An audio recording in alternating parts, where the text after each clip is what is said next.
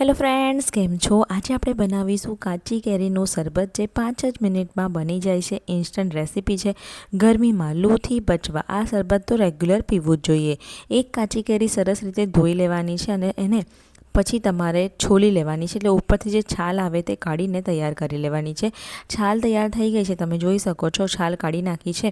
હવે આપણે કેરીને સમારી લેવાની છે. કેરી તમે કોઈ પણ લઈ શકો છો. મેં આગળ તોતાપુરી કેરી લીધી છે. તમે તમારા ઘરમાં જે કાચી કેરી અવેલેબલ હોય તે લઈ અને આ શરબત બનાવી શકો છો. જનરલી આપણે બાફીને બનાવતા હોય છે, પણ જ્યારે ઇન્સ્ટન્ટ કાચી કેરીનું શરબત પીવાનું મન થાય તો તમે આ રીતે આ શરબત બનાવી શકો છો. ઘરમાં મહેમાન આવે તો પણ ચાલે એવું સરસ મજાનું કાચી કેરીનું શરબત બનીને તૈયાર થઈ જતું હોય છે. સરસ રીતે મેં બધી જ અહીં આગળ કેરી જે છે તે સમારી લીધી છે. નાના મોટી સાઇઝના ટુકડા કરી લેવાના છે.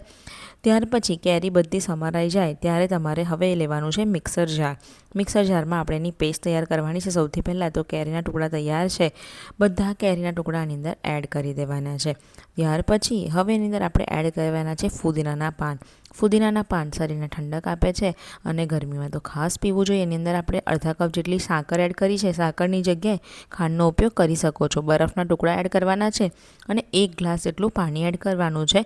અને ત્યાર પછી મિક્સરમાં એને ચર્ન કરી લેવાનું છે, એટલે કે ક્રશ કરીને સરસ મજાની પેસ્ટ તૈયાર કરી લેવાની છે. પેસ્ટ તૈયાર થઈ જાય એટલે હવે અહીંયા સ્ટ્રેનરમાં કાઢી લેવાનું છે, જેથી કંઈ પણ આખું રહી જાય તે સરસ રીતે બધું સ્ટ્રેન થઈ જાય અને પલ્પ બધો નીચે આવી જાય. સરસ પલ્પ બધો નીચે આવી ગયો છે, તમે જોઈ શકો છો. બધું ગળાઈ ગયું છે. ત્યારે જે શરબતની અંદર ફરીથી આપણે 2 ગ્લાસ જેટલું પાણી એડ કરવાનું છે, જેથી એકદમ સરસ રીતે એક રસ એક સરખો આપણો શરબત બનીને તૈયાર થઈ જાય. અહીં આગળ હું 2 ગ્લાસ જેટલું ઠંડુ પાણી એડ કરીશ. ત્યાર પછી એની અંદર મસાલામાં શેકેલું જીરું પાવડર એડ કરવાનું છે. એનાથી ફ્લેવર ખૂબ જ સરસ આવે છે. જે મેં 1 ચમચી એડ કર્યું છે. અડધી ચમચી સંચળ એડ કરીશું અને અડધી ચમચી જેટલું મીઠું એડ કરીશું.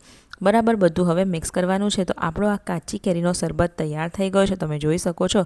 હવે એને વધારે ફ્લેવરફુલ બનાવવા માટે આપણે ગ્લાસને થોડું ડેકોરેટ કરીએ તો મરચું અને મીઠુંને સરસ રીતે તમારે મિક્સ કરવાનું છે. એનાથી જ્યારે તમે આ શરબત પીશો તો એક સરખો સરસ ચટક ટેસ્ટ આવતો હોય છે, ફ્લેવર આવતો હોય છે. એના માટે આપણે આ ગાર્નિશ કરીશું, જેનાથી દેખાવ પણ ખૂબ જ સરસ લાગે.